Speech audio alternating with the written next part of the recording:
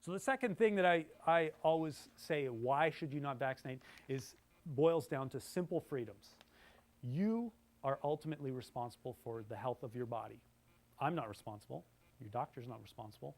Your family's not responsible. So when you decide, I'm going to exercise because I want to feel better and I want to lose weight, and that's who made that choice? You did. Now you choose what exercise to do, you choose what food to put in, and ultimately you have the right to choose if you put a drug in your body or not. I feel extremely strong about that. So why do I not like fluoride in the water? Because I don't want to be drugged against my will.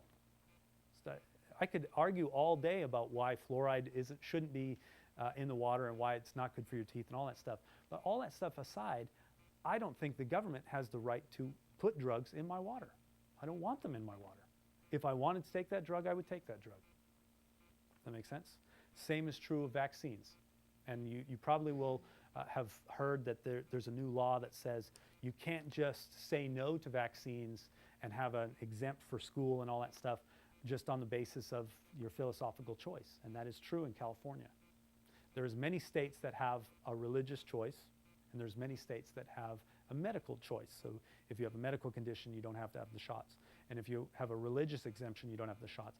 But in California, we used to have a philosophical exemption, which basically said, I don't believe in the shots. Therefore, you sign the exemption, say, I don't want the shots for my child or for myself, and you can go to schools and you can do all that stuff. We don't have that anymore. Now you have to go to a doctor, and that doctor has to sell you. And if at the end of that sales pitch, you decide not to vaccinate, then in theory, they will sign your form. Here's the thing. A lot of doctors are going through their sales pitch, and when you say, that's a good sales pitch, thank you, but I decide not to vaccinate, they say, well, I'm not going to sign your form, right? So there's a few doctors out there that are very holistically based. Those are the ones you should go to.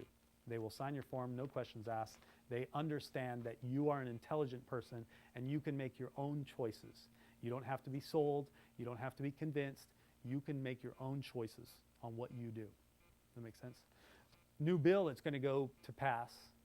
Like I said, I get fired up about this stuff, but new bill is going to be going to Capitol Hill, says that they don't have to put any labeling on foods for genetically modified crops.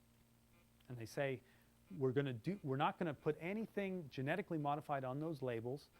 Why? Because the American population is too dumb to understand what genetically modified is. Honestly, that's what they said. Actually, they didn't say dumb, they said they're too stupid. So when I say, are you guys too stupid? Am I too stupid to know that I don't want genetically modified organisms in my body? I'd rather buy a organic process or product that doesn't use genetically modified foods rather than one that does. And so given the choice in the supermarket, when I read both labels, I can choose this one. They don't want to give you that choice. They want to keep you in the dark. Same is true of vaccines. Why do we not see more of the stories about, all the studies that I'm going to go over here in a few minutes? Why do we not see that on the media? Why do you think? Drug companies, yeah. They're the biggest advertisers on the media, in mainstream media. And so the media is more likely to do things that satisfy or that make their advertisers happy, and so they don't show these kind of stories. In fact, I can tell you from my own example, I have a patient that works for Channel 3 News, and there's a lot of things that they can't do stories on